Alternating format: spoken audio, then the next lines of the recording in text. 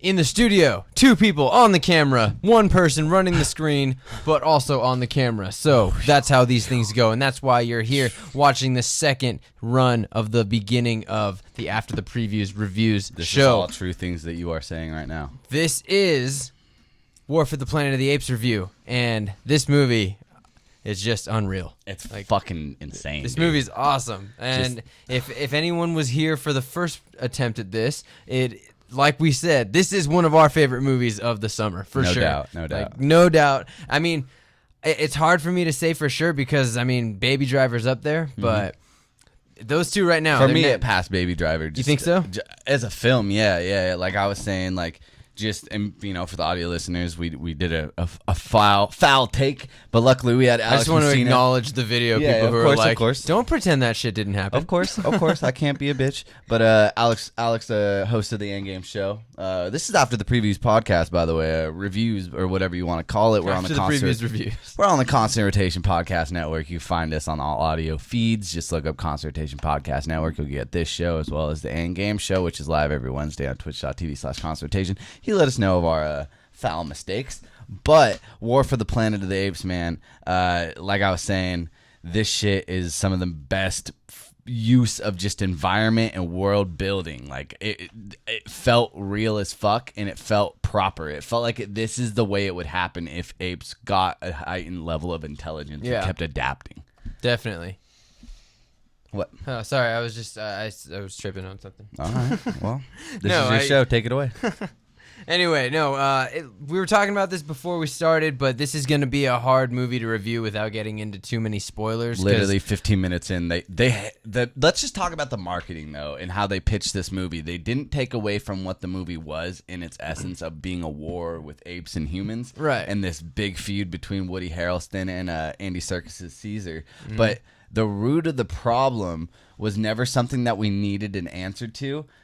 At least I didn't feel like we did. The root of the problem being the spoiler that we're not going to go into. But there's a specific I'm like, moment. Man, this vagueness is really making it Well, I'm hard trying to for be me because, you saw the fucking movie, so you should be up to date with me. But the whole fucking War for the Planet of the Apes, like, the way that they marketed this movie was, it was like, hey, we know what you want and you know what you need to see to sell you on this, but there's so much in here for drive for our characters that you're not going to notice that monkey maybe isn't in a scene. And like, you know what I mean? It's not like a character where it's in fewer words, basically, the marketing on this movie was fucking perfect. They just straight up were like, hey, humans are coming. They got long time beef with these monkeys, and you already know why because you've been watching these movies. Yes, sir. So here's some action, because obviously there's going to be some action, and us showing you some action scenes isn't going to be any kind of spoiler in the trailer. So here you go. Come see our movie this summer. And I was like, okay. Yeah, right. But and we're building off of Dawn of the Planet of the Apes, which was building off of Rise of the Planet of the Apes, which is building off of the Charlton Heston's fucking masterpieces of the years. You know what I mean? And like, what I'm thinking is very cool about this movie is just how it plays it to itself. Like, everything that goes on is a perfect build up to a perfect payoff to a perfect situation that obviously, like, or not obviously, but just perfectly ties together in an end. You know what I mean? And there's no words for me to say that this movie is not good, because it's brilliant. This movie does something really cool where, like, as the story is progressing, it keeps planting seeds for something to grow later on. Like, if something's happening in an early scene, you don't even know that it's planting the seeds for something later. It's just because, like, this is a reaction to this thing that happened over here, but because you're reacting this way, this thing is happening now because of this. But you can see the clear, like, if that didn't happen exactly as it did, this isn't exactly what was going to be happening right now. Like, this is a really cool movie. Like, it honestly just lets itself grow because of the way it reacts to itself. That's the weirdest way to put it. I've never really like had so much to say but not been able to say it. Like, honestly, guys, this movie is technically brilliant. Like, you will never see a movie that looks this good this year. I would honestly argue it looks so fucking realistic, and it's humans playing as monkeys. And like, I know that doesn't sound like it's that big of a deal, but it is when you watch it, because it's so fucking seamless. Like, there's one scene with like snow specifically, and I'm looking at this and I'm just like, this is insane. It's like they trained real monkeys to do all this shit, and like that's the actors. Like the humans can't do it, the monkeys must. Yeah. Like, but no, it looks that good. So technically, it's a Marvel. The storytelling, it just continues the plot in a good way to where it doesn't feel like you had to love Dawn of the Planet of the Apes or had to love Rise of the Planet of the Apes. It still is its own condensed story, but it does play off of like certain people and certain characters and relationships that we already come to know and love, but we get an utmost payoff in this film, specifically towards the end. Like I would say from that middle point on where it kind of does a little bit of a turn. Like you one of the characters like goes, there's a bunch of those. Yeah, but the character goes on a journey, and like from the moment where he makes a maybe stubborn or selfish decision, it doesn't pay out how you would think the main protagonist would in a normal story. Like this main protagonist gets beat down multiple times in this film, and it's honestly great to see them not play around with our emotions where it's so like cliche, where it's like, oh, you know he's gonna come back from this one. Like there was moments where I didn't know he was gonna come back from this one. So that stakes, and just combined with what we're watching with monkeys, like there's two human characters really.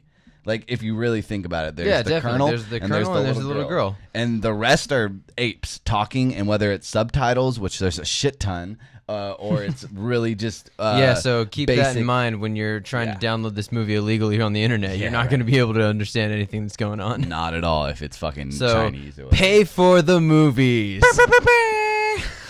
What if every movie got replaced with monkeys just so that you can't pirate them? That'd be awful. I would hate okay, that. what about like Iron Baby Man? Driver monkeys? Nowhere to run to, baby. Apes strong together. Nowhere to hide. Oh, okay. All right. Oh, we're doing this whole King Kong shit again.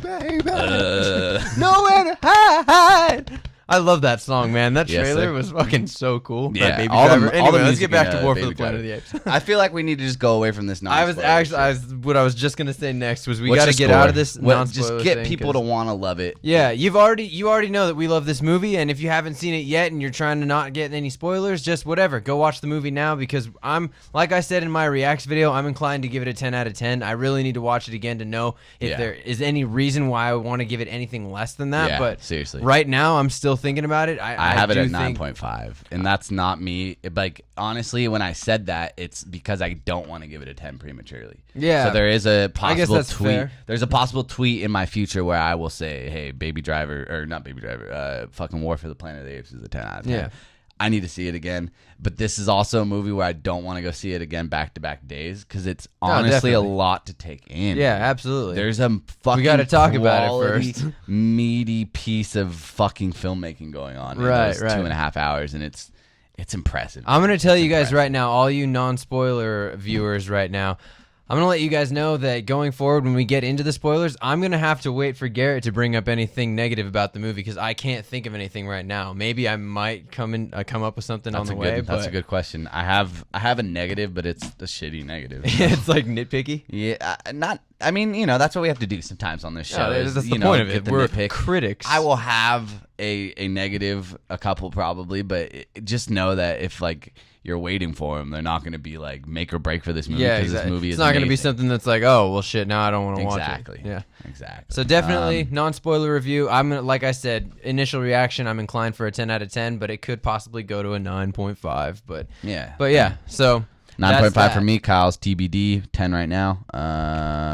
You have 3 seconds. 3, 2, 1. That was like 10 seconds. That was a little bit longer. Yeah, I don't know my seconds. Anyway, this is the spoiler reviews, and if you're still here, you better have seen this movie already. I'm stuttering. Because Caesar's wife dies. And his son. Yeah. It is fucked up. Like That's he tells his son, who just came home from a long ass mission, with information on how to get the Is apes. this the first 25 minutes of the movie? This is the first 25, dude. It's crazy. So the first thing that happens, the very first thing in there, which I love, you missed it. You walked in like a couple minutes after. Yeah, I did. Was it opens with text, and it's just a recap of this is what's been going on. Monkeys got smart.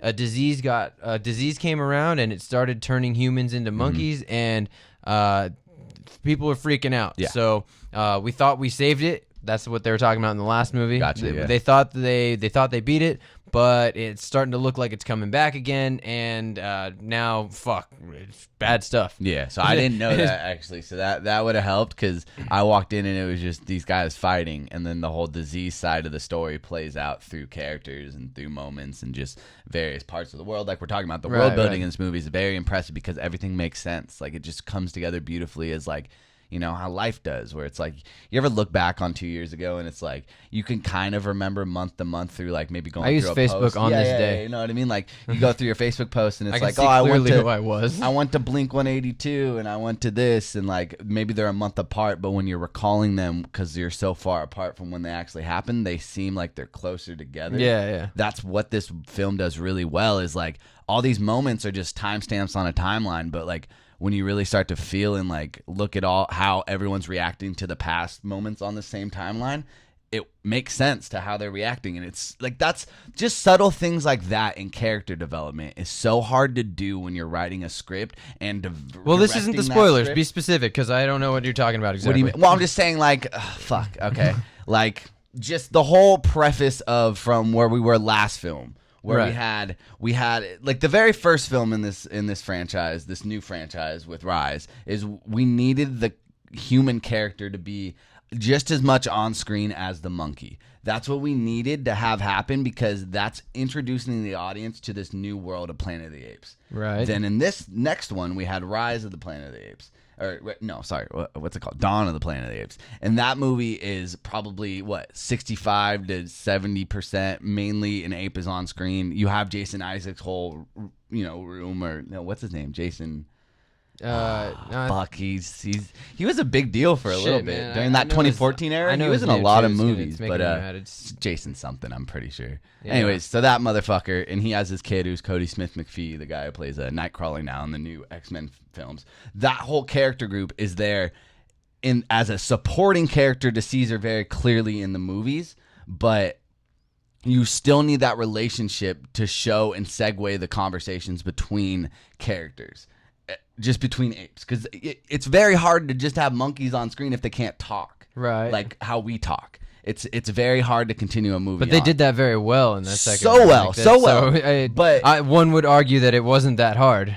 I would argue that it works so well is because you have little tidbits of actual human conversation and human interaction between each other and the monkeys that actually segues between the moments. Right. Really capitalize on what the monkeys, how they talk, and how like minimalistic the conversations are. Right. So moving forward, how it applies to this now movie. With this movie, when we're looking at what we just did, we have basically no human characters. We see the development of these human apes, or these apes. Caesar can put together sentences. I was gonna say, I think it kind of like it balances itself out though, being that like, now you have more monkeys on screen, but it's not only sign language on screen. Yeah, but they do a really cool thing in this movie where they introduce two characters that can straight up talk very well, more so than any of the other apes. That's Caesar and the monkey that they find in the castle. And it's very obvious that the other monkeys can understand English to the point where they can just like sign back when he says, "Hey, we have to do this," and they're like, "I don't fucking think that we can do that." Yeah. And on screen, it doesn't feel jarring. You know what I mean? Right. It's normal. It makes those are little sense. Things that I'm talking about, where it's like little things where you can, as a audience of these films, it's very much that these characters have grown with us, and everything that has happened with the lack of humans and the uttermost appearance of humans as far as on screen goes.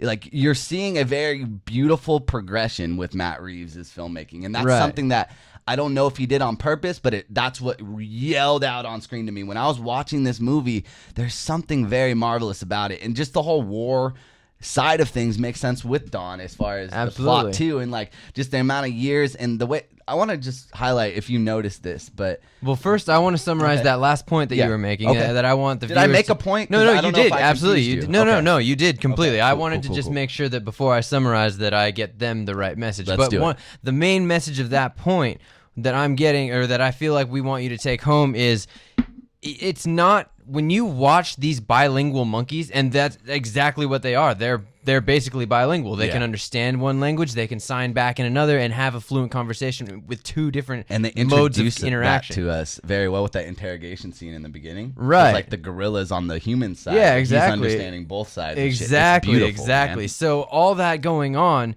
none of that is like, Bullshit. That's how well done these movies have been, and how well done this specific movie is, that throughout this movie, this is going on, and not one moment you're going to be like, I just don't understand why the apes can talk like that. That just doesn't make any... You were never going to think that. Everything in this makes sense, even though in real life it does not make sense. Mm-hmm. So I think that is a really awesome thing to take away, or to go into this movie thinking about. And also, if you didn't go into that we are able to come out of it thinking that, because that's a testament to good filmmaking. A lesser filmmaker would make this whole idea of monkeys like rising up and getting intelligent more fantastical and like a little bit more like ha ha ha, but it's like, no guys, this is fucking serious, and all these humans are scared and all these monkeys are scared. And you know what's a really cool thing about that you the way you said that is that you're right. A lesser filmmaker would have done this in a fantastical way, and it wouldn't have been as serious. And because it wouldn't have been so serious, it wouldn't have been as emotionally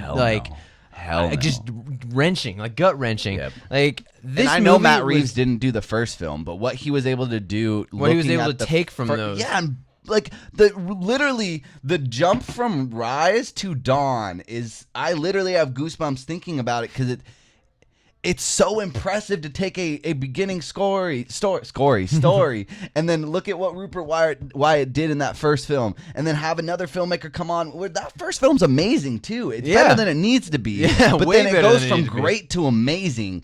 And no, dude, it went from amazing to phenomenal. You think? That's what I think. You're right. Because you're right. I honestly think that when they brought in Dawn, when they brought in the first scene where monkeys were literally just sign languaging to each other, and I'm watching this like, they're actually making this movie. They actually went this fucking far with the intelligence of they went that far, but not far enough to the fucking Mark Wahlberg Planet of the Apes, where they're straight up talking already, that every single ape knows English. We're not even there yet where every single ape knows English. So technically, this hasn't caught up to Mark Wahlberg yet. Yeah. Now, obviously, that's not part of this story. That's not involved in this. Direct remake of the first Planet of the Apes. Right. With a couple different twists, and Yeah, exactly. That's I should say Charlton Heston, but that's a perfect version of what you're like. The Mark Wahlberg version of taking that same idea of monkeys with intelligence taking over the world is very fantastical. Yeah, it's very mythical, like you're saying, and that's perfect. And it was so on point. That it's a different era too. 2002 is like a very like campy era kind of too. But because of that mythical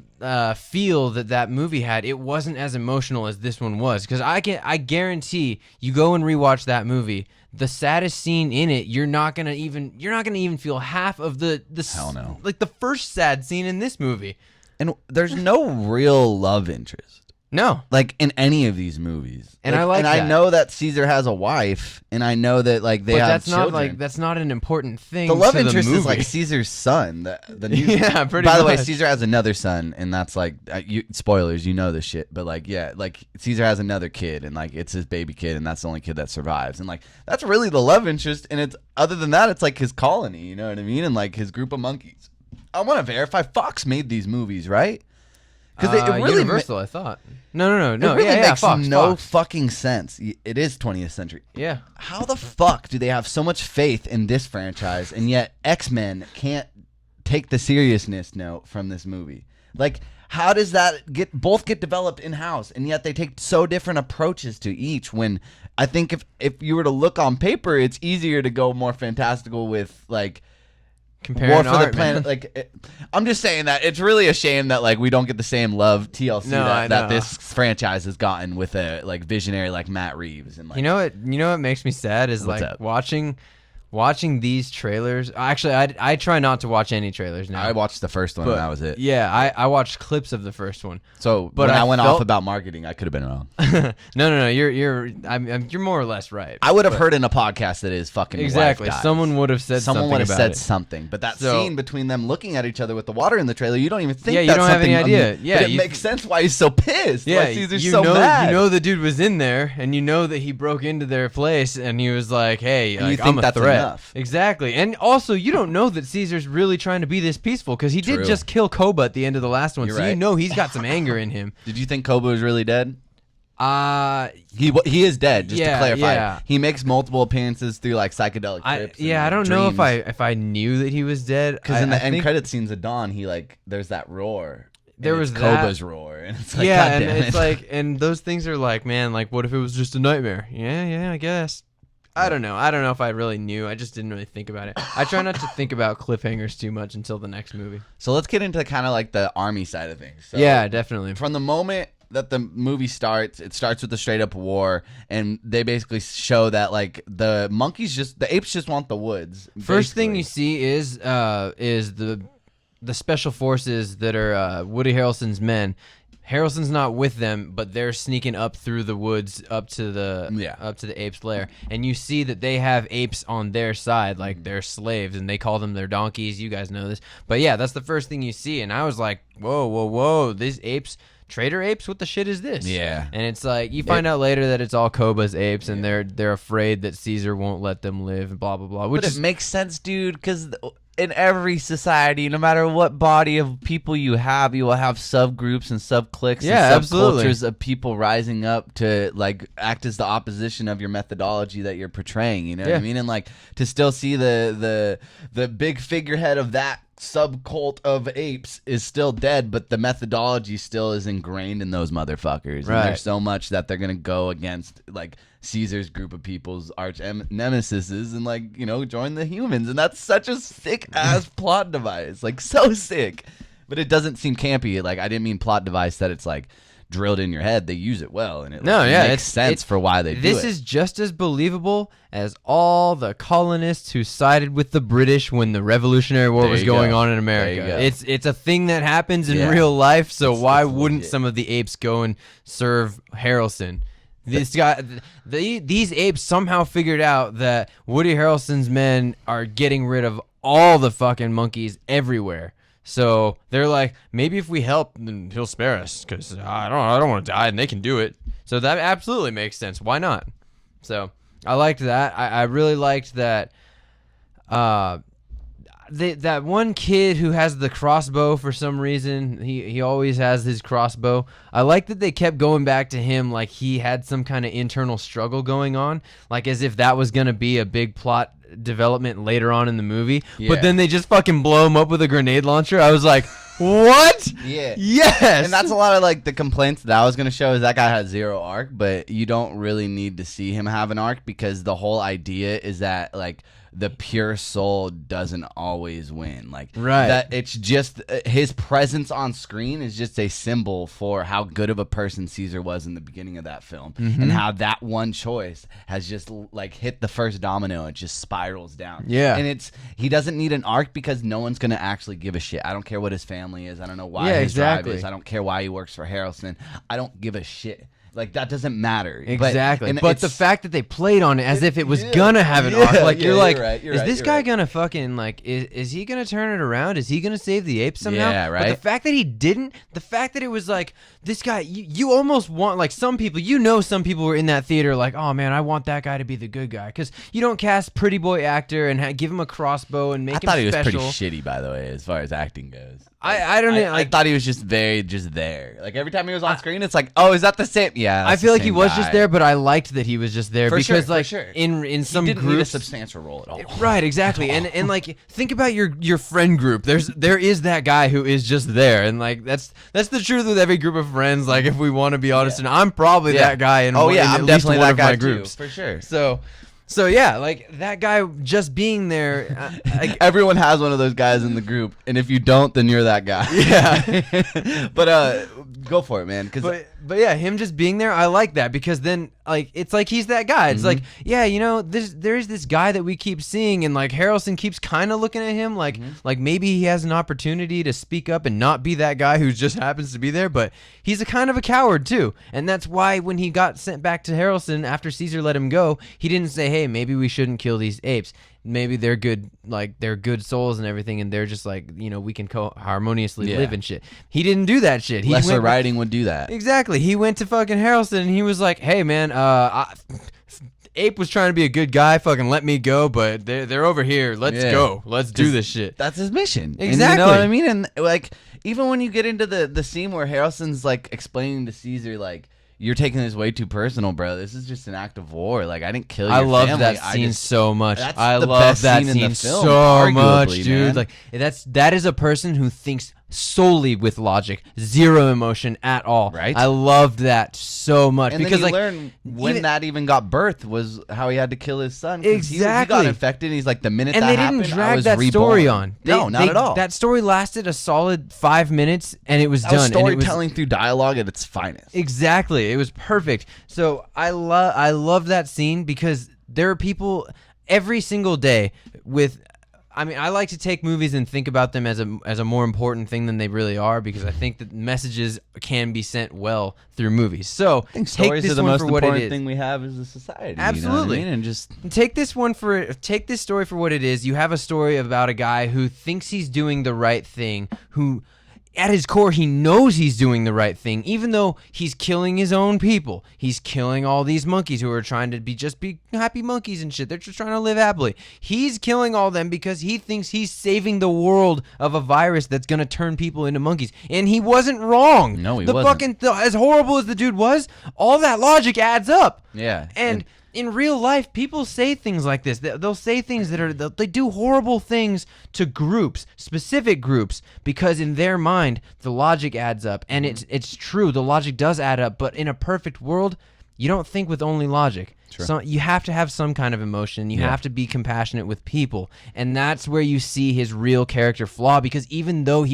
everything he said was 100% true, it wasn't 100% right. Yeah, it's and hard I like to take that. a step back too in situations like that. Like, I've never been in that exact situation, but just situations where you're fighting with an ex-girlfriend or a current girlfriend at the time. Like, you each have your own perspective, and like sometimes you won't come to grounds, but then after time goes on and you take a step back, it's like, man, like, if I had just looked at things a little bit differently or just took in that extra outside source of information and took it to heart a little bit more, like, my actions would have actually been fluctuated. Yeah. But, like, he's at such a point where you almost don't, like, you don't criticize him for not doing that. Yeah, because in the moment where you're feeling what your perspective tells you that you should be feeling, you don't have any interest in taking other people's perspectives in. You're fucking mad. You're angry and shit. You're just like, I don't care. I don't care about anyone else right now. It's my shit, and I need to solve it. And that's where this dude was. Yeah, man. It was his problem, and he was solving it. And as bad as it was for everyone else, at the end of the day, it's like that lesson that you learned playing Modern Warfare 2. God damn it. No, isn't that the one with the knife on the boat and like the last fight scene? You have to like you stab. Forget about the gameplay, but the thing he was saying, the history's written by the victor, and that's the truth that this was going with this one. Like Woody Harrelson, had he been able to succeed, had he done all this, he could have saved the world from this monkey virus. All these smart apes would have been dead, and it would have just been back to the way the normal world was. With a world much rebuilt. lesser population. Yeah, but like later on down the line, humans continue to rebuild and repopulate. Woody Harrelson looked back to as the guy who saved humanity, but now the apes being the winners because the humans ended up killing off each other, which was insane. That was actually they killed off each other, and then an avalanche killed all the rest of them. So, but that piece of idea that the monkey, just the visual of that scene with the whole avalanche of the monkeys surviving like a force of nature, watching humans get wiped out, and the way the monkeys survived is by going into the trees. Like that piece of imagery in all those events, poetic. It's so poetic. Thank you. It's so poetic. It is, dude. I mean, like it's nature. The monkeys going into the trees. It's like, of course they went into the trees because they knew they're smart enough that they knew that they could. But even if they weren't intelligent monkeys, they still would have gone into the trees. Right. They did what was natural to them, and that's what kept them. That's what let them live longer than these humans, who are actually the dominant species. Yeah, and probably. Oh, dude, it's crazy. It's poetic, man. Like I love it. For a movie that's not seen by any monkeys, it's crazy that only humans are watching this movie, and yet we are on the side of the apes. Yeah. Like that in itself, there's probably one asshole in every theater who's probably like, nah, Harrelson, fuck yeah. But that guy probably also is like open he's for the guy like that at the end yeah. at the end of the movie when the guy was like, no, they blew it up. He's like, they did blow it up, those bastards. Fuck these monkeys. And he came back to this series. He's like, man, when are the fucking humans gonna win? This is bullshit. Dude, right? He thought it was like a twist. Yeah, on I thought this is a reboot. Dude, that's hilarious. Fuck it is. I thought we were gonna win this time. This is fucked up. Those people make me pray for. Wait a minute. You mean I have to see how we failed? But let's get through the elephant of the room. In the room, Caesar dies at the end of the story. He does. And that's something that I also wanted to call back to is that the guy who actually kills him, and they do a good job that a lot of films do nowadays, is like the minute that the person gets harmed, there's about 25 minutes of on-screen time for you to forget that he's actually harmed, of him doing fantastical shit at the same level as everybody else, and then finally they get to a point of resolution, and then he's like, ah.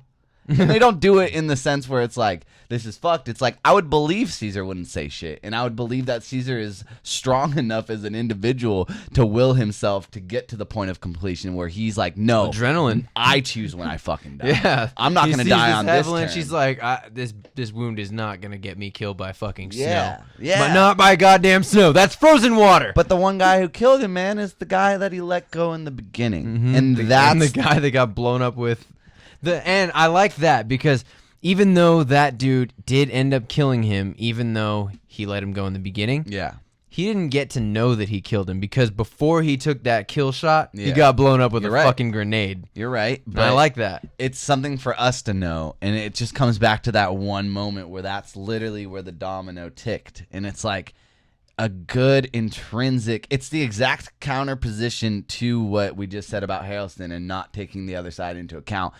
Caesar did that too much. Mm-hmm. And that's what kind of spun them out. And like just these two caricatures of like just on paper is amazing, man. There's two good and there's two bad. Yeah. There's two so good. Righteous and there's two conscious. I want to get into this one thing, and this is my favorite moment of everything, just as far as like, I get really nerdy about certain things with films. You know I do. Like, we watched that, I walked out of silence, and all I could talk to you about was that one over-the-shot scene with the steps. Like, I love that scene. Oh, hold on. Before we do, that is something I do want to, there's a shot, and you know me, I'm not the guy that gets into camera shots. Mm-hmm. But when when they start breaking everyone out of the monkey prison, and they're going through that hole, and the music picks up, the camera gets a little more intense, the mood, you can feel it. Everyone's like, oh shit, it's on. Oh shit, it's on. And the camera does this thing where it goes, shoot, onto Caesar, and then it zoomed in right there, right to his face. Yeah, man. And I was like, dude, it's like you can feel it in the camera shot. Caesar knows it's on.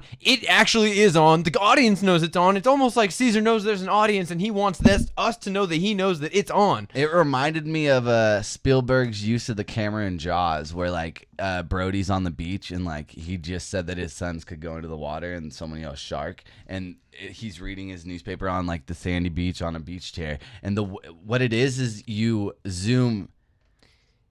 It's called vertigo. You zoom out as you move forward. Yeah, the camera goes forward, but the lens moves back. Yeah, so that's Spielberg fucking did that shit. But fucking just the idea that you're focusing on. In, like, it was just, he's playing back to just shit that we see in film all the time, but we only really call it back to great films like Jaws, and we're talking about this with War for the Planet of the Apes, man. Yeah. It's awesome. Is there any other moment that, just what was smart about the movie to you? Because there's one thing about the movie that, it's not in the writing. It's just if you understand it, you understand it. But there's no real callback to it because it means multiple things. It's when they're all, after Caesar's been captured initially, the armies are coming in. Every single morning they come in. And, you know, Woody Harrelson's up in the top of his fucking dorm or whatever the fuck you want to call it. Mm-hmm. And they're all right there and they all do that big yell and scream. And like, that's one, playing up the idea of Woody Harrelson being a god and being the Caesar of the people. You know what I mean? Yeah. For the audience. But it's also just on a logistical standpoint of like, if you are those individuals and you are Woody Harrelson, what's the best way to make sure you're not infected? Make everybody yell.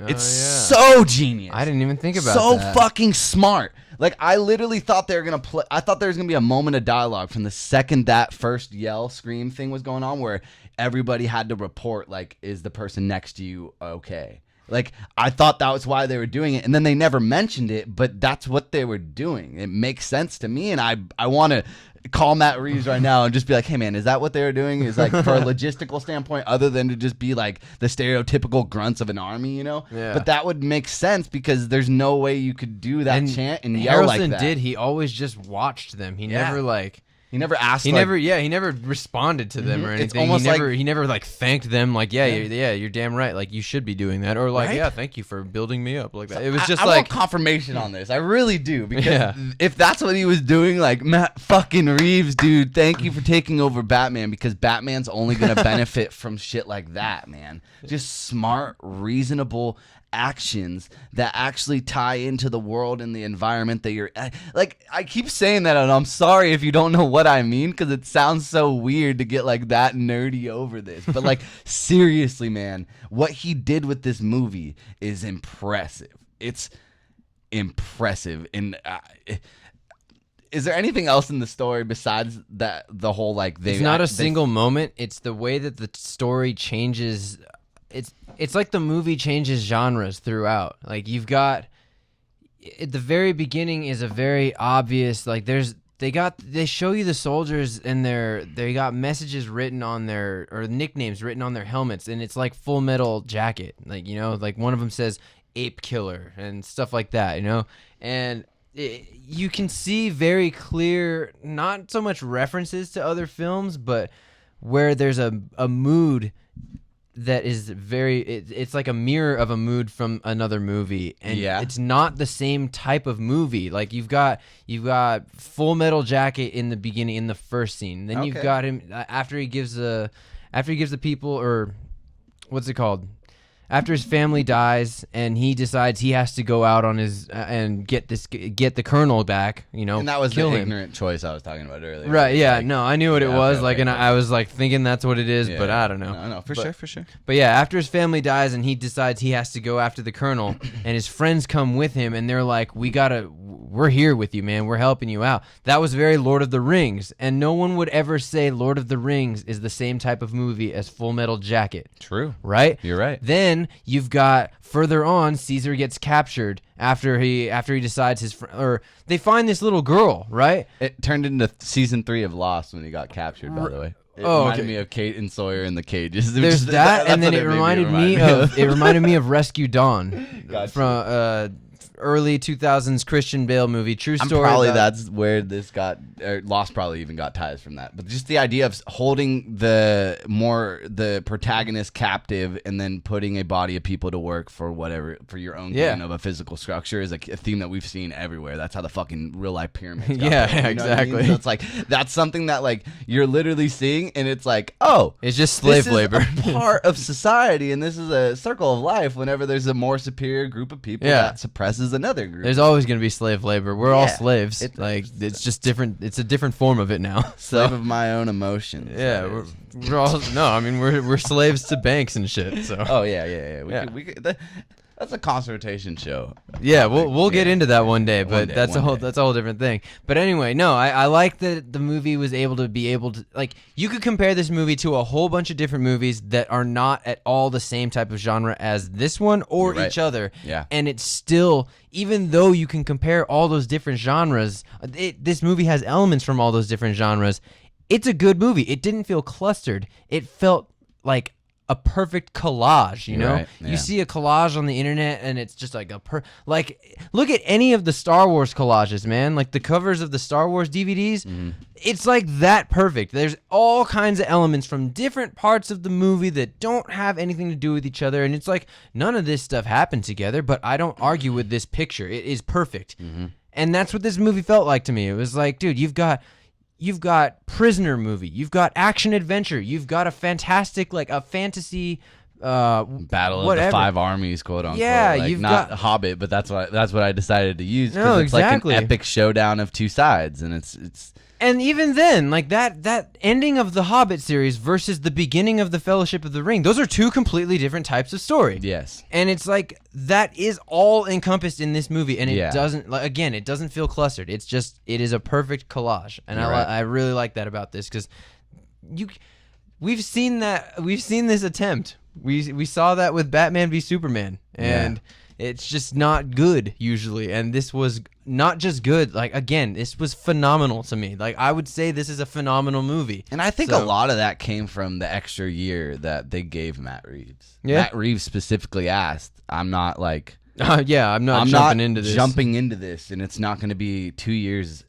Like, I'm not doing what we did from Rise to Dawn. Your old project. Yeah, I'm not doing Rise to Dawn. I'm doing Dawn, and I want to find the perfect war story to tell that is the perfect continuation of this movie. And if you don't have the time for it, then you're going to have to find another director. And I don't know if that's his exact wording, but that's the type of shit that this feels like, because taking 3 years after a movie like Dawn that made money, but it's like not making $1 billion worldwide, you know, you would maybe want to capitalize it on a little bit quicker, but 3 years apart, like, people can forget shit. We have 80 superhero movies a year. So right. To make a studio, one, have faith in Matt Reeves, and two, watch Matt Reeves fucking just capitalize on this shit to the utmost degree, like you just laid down for us, man. Like, you're right, dude. And I think this is the perfect segue into the discussion that we need to have before we go. Well, best trilogy. Is this a best trilogy contender nowadays? Like, absolutely. Like original Star Wars, Lord of the Rings, Toy Story. It's definitely got a better ending than the original Star Wars. Oh, yeah. As far as if this is the end, and like that brought me back to another point. I know you have another point too, so we'll jump back. Yeah, no, we've got nothing but time. This is our review show, right. And this is all spoilers. Everybody here, you're here for the spoiler review. We're breaking everything down in this one. We broke the movie for you. But what I want to talk about is just how that wasn't forced. Is like they didn't feel the need to catch up with Heston or catch up with Matt Damon's timeline. Like, and I was kind of worried that there would have been. Matt Damon. Is that who it was? The classic Mark Wahlberg versus Matt Damon. God damn it, Garrett. Every time.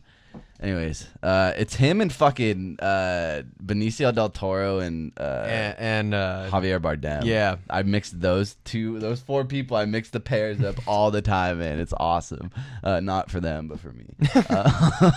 But I think this is honestly a contender for best trilogy ever. And I think that if you have that discussion with your friends and you don't bring up these from Rise to Dawn to War,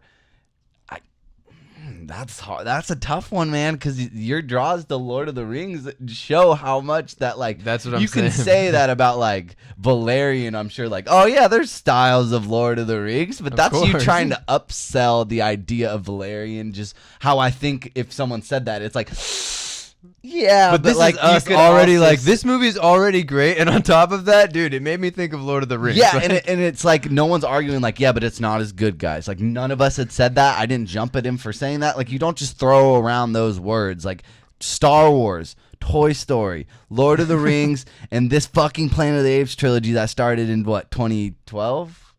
Or 11 or whatever the fuck it was. 2011, I think. Yeah, okay. So, yeah, there were 3 years from the first to second. So, yeah, second to third, I guess that makes more sense, too. Huh. But still, you know what? Think about that.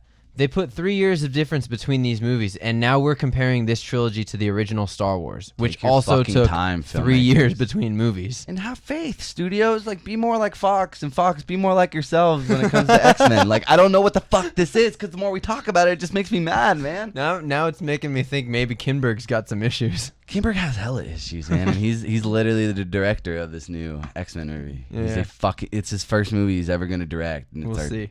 God damn it, dude. But anyway. I'm feeling like I've hit all the points that I do, but let's talk about the little girl. Yeah, let's talk about her. So because obviously she's a huge part of this movie. She's a big symbol of the movie as well, yeah. She's the link for the audience. She is the reason that Woody Harrelson is wrong. Yeah.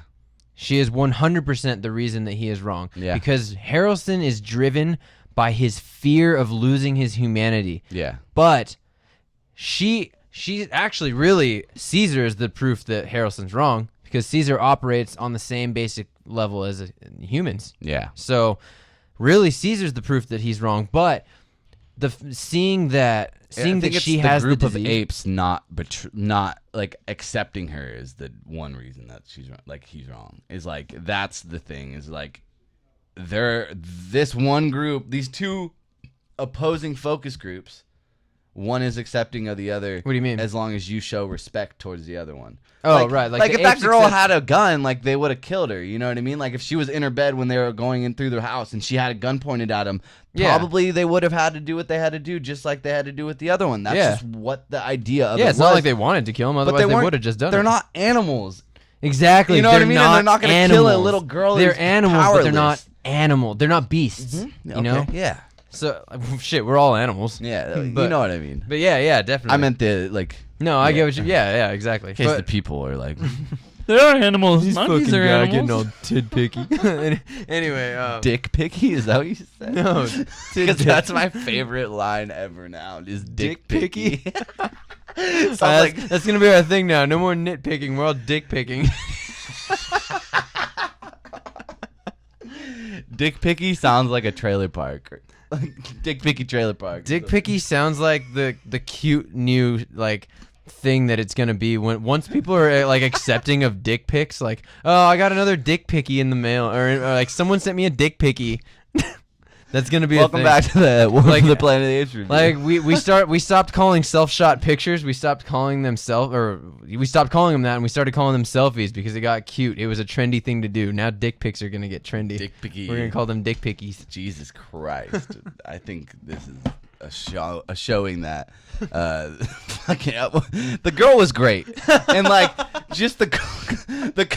I was trying to make our way back there. I was like, what the fuck were we talking about? I was like, I just want to get to the point. It's like the girl was phenomenal. What she stood for in the movie as this like monkey that is a human, that is an individual who has suffered from the very thing that Woody Harrelson fears, but you're still seeing her assimilate into society and still have her own focal like she has her sense of self. Yeah, and she had a shit to do, and she was actually like. But not only that, the fact that she didn't lose her intelligence, it was that she did lose her intelligence. Well, like, she lost her ability to speak, but she still. I mean, we can argue that these monkeys, that even though they can't speak English, they're still the way they sign to each other and everything. She learned how to sign. She learned how to communicate. I thought that was the idea that like the virus takes out your voice and also makes you like basically brain dead, but it just what that did is just put her on the same intelligence level to the monkeys. Right, it put her on the same basic level, and that's the thing, and that's why I was saying about taking messages more seriously, because this was a whole thing where the humans were acting on their fear. Mm-hmm. They weren't taking the time to understand this virus. They were just, all they knew was that all of a sudden these people couldn't talk. They just communicated like the apes did in the beginning before they learned English. Yeah, and that's what scared them. You're right. They were freaking out, so they killed each other because of it. They were like, dude, we cannot let this spread. We got to just be able to speak English, and that's fine.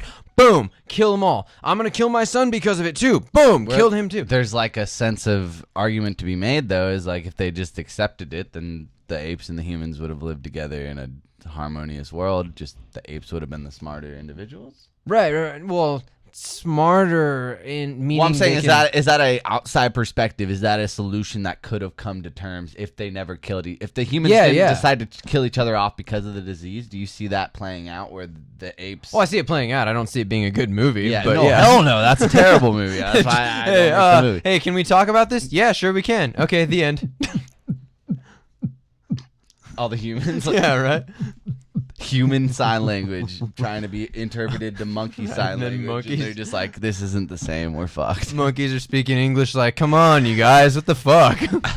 Didn't you used to know what we were saying? We still do, motherfucker. But yeah, the girl we see at the end, the whole, basically like the overall arching thing is like Caesar just wants to get them to a new safe place because clearly the place that they've been at is infiltrated multiple times. Yeah. And that's why they sent out Caesar's son, and he came back from a trip where he went out to go scout land to find a place where they could all go to. So in the end, after all this shit goes down, they survive the avalanche that we talked about. We see the scene where they get to this like Pride Rock type place from like Lion King, and it's like, with a watering hole, and like it really does look like the set of Jon Favreau's Lion King. Literally looks like Jungle Book when sorry, Jungle Book, not Lion King. You're so fucking right on that pool it of water. It looks exactly like Jon Favreau's hilarious. Jungle Book. Yeah, and it's probably what Lion King's gonna look like. Jon Favreau's Lion King's gonna look like. But it's like, hey, fuck it, I already got the animation. You still got those leftover shots we didn't use? There was a line in at least one of them, I was right? gonna say, like, what if there was a deleted scene with like a character of a lion in Jungle Book, and that's just the whole root of Lion King? Yeah. It was a terrible joke. It wasn't really a joke. Well, but yeah, I think that little girl too. One of the things that was really cool about that was that she was able to pull off that performance. Oh, but my point even is though that there was she's no there. actors there, you know. Yeah. She was acting with only CGI around her, and maybe there were people in mocap. Everyone was in mocap. Yeah, see, there's people in mocap. That's the difference between Jungle Book, where Jungle Book it was pure CGI. Yeah. Mocap. That kid was up here, and she's like here, but I still think she's here. Where like pretty good kid actors, in general, like the Stranger Things kids, they're about here. Oh, I think that girl was a better actor than the guy who played Mowgli, but the guy who played Mowgli had no actors around him. Whereas he just had a harder thing to do. I just mean she that like, had harder to pull off. physical individuals to act off of. Yeah, and like that's why it was a better. But she had those individuals to act off, but she didn't have the visual like imagery. Yeah, she's of, not like, seeing monkeys. Yeah, she's not like she doesn't have to be amazed. And I felt like she was genuinely amazed. She was taken back, like, oh my god, there is a fucking monkey handing me a doll right now. Mm-hmm. What the shit do I do? Yeah, and like. I genuinely felt that, but like on set there was just some dude like, hey, take this, and she's acting it off like, oh my god, there's a strange man. Oh shit, there's a strange man. Yeah, no, you're good. You guys can't hear me. Fuck, but see, you just reminded me of the doll scene. That brought up an idea, or the thought that I had was I was so taken back when she went to go talk and she went. Because I missed the dialogue in the beginning that there's people with a virus. So she goes to talk and she does that, and I thought it was like a failed joke. Like just the worst. Like I thought she was speechless because there was a monkey in front of her, and I was like, "Oh my god, that is the worst acted scene I've ever seen." Like that's your shocked face. Like that's what literally happened, and then it goes back to him, and then like it goes away, and then it cuts outside to Caesar, and like right as that went down, like I just smiled and was like, "What the fuck was that, Matt Reeves?" And then it comes back out when she's sick, and it makes sense. And I missed that piece of dialogue to explain that in the beginning because don't fucking have to activate your. That was the worst day ever. That was a terrible movie experience. I think we should wrap this up. One, because we have a party to go to, and two, I'm trying to get my drink on. That's what I'm trying to do. Nah, happy birthday, We's William. gonna get silly, bitches. It's our good homie William's 22nd birthday. I was gonna say he's not 21. No, he's not. Yeah, he's 22. But yeah. So we're gonna do that, but if that's cool with you, least professional sign off we've ever done. No, this isn't a sign off. I thought you maybe had more to say. That's why we got to get out of here because we're trying to drink. Yeah, later, guys. We want to consume some alcohol. It's been 50-minute interview or review, 51 minutes. So I feel like we've touched on a lot of the things. Like if there's things that we missed, storytelling. If there's things that we missed, I feel like this is the movie where we're allowed to miss shit. There was a lot going on in this one. Plus, you should go see it yourself because this is a real quality if you haven't film. seen it, then we just fucked it up for you. Yeah, 100%. Yeah, definitely. But if we we talk still about want to it, go see the movie. Oh, by the way, Woody Harrelson, he shot himself in the head. That's the thing that we didn't fuck up for you yet. Yeah, because Caesar wouldn't kill him. Like Caesar was how cool was that? Like, yeah, it was awesome. His whole drive was like, I got to get back at this guy. It wasn't like Caesar took the gun back. No, he left it there for him. He left it there because he's like, you're gonna do it anyways. So like, I'm just not gonna give you the satisfaction of letting someone else take you out of the game. Yeah, right. You're gonna have to do it yourself. I would have been like, you know what? I'm gonna keep the gun, so you have to go through your worst fears. Because fuck you, man. You just took my family from me. I'd probably shot him in the knees too. But you would know that, like, oh shit. Hey, man, I'm just saying. Did you see that coming though when Woody Harrelson got sick? No. No, I didn't, man. And they even showed him like take the doll. I didn't think, oh, it's gonna spread through the doll, and I probably should have because the doll had blood on it. But I didn't think about it. I didn't. No, I was like, I didn't think about the doll thing. When I saw the doll, though, I knew like I just thought there's so much buildup with what Caesar's trying to accomplish. Like he's gonna do it. He's gonna accomplish it. And I thought that's where they were going. Like there was no way that a fucking disease was gonna get in Caesar's way in my head. So yeah, I didn't see that coming. That movie, man, is so good. So good. Go see it, guys. Don't fuck around. Don't drop your drink. Just be a G. My name's Garrett. You can follow me on Twitter at YOGRRTT, YOGRRTT. I gave this movie a 9.5. You can find all our other reviews on After the Previews channel, bit.ly/AfterThePreviewsYT. You could also follow at Now in Rotation on Twitter, and you can find all the music that I recommend for you. An Endgame Show live on Twitch.tv and all the other bullshit. 6 p.m. Wednesdays. Video games. That was really out of sync. That plug was all over the place. I feel like we could maybe go drink, yeah. Anyway, I'm Kyle. I'm your host of this show. I'm your host of all the After the Previews, everything's going on. So catch me on Facebook.com/AfterThePreviews. Subscribe to our channel on YouTube.com/AfterThePreviews. Like our page on Facebook. Like this video. Like every other video we've got. And share them with your friends. And shut off your cell phones. If you like this content, subscribe here. If you want to see the new songs that I made, you can click right here. If you like these peoples, you can do this. I feel like I wrapped up that sign off pretty good, and then at the end of that was just like, this is definitely edited out. This guy's just like, hey, I'm gonna make a weird voice and just do things that don't make sense. People are like, if you like this content, click here. Like, that's the worst, man. You like that? I'm like Neo from the Matrix right now.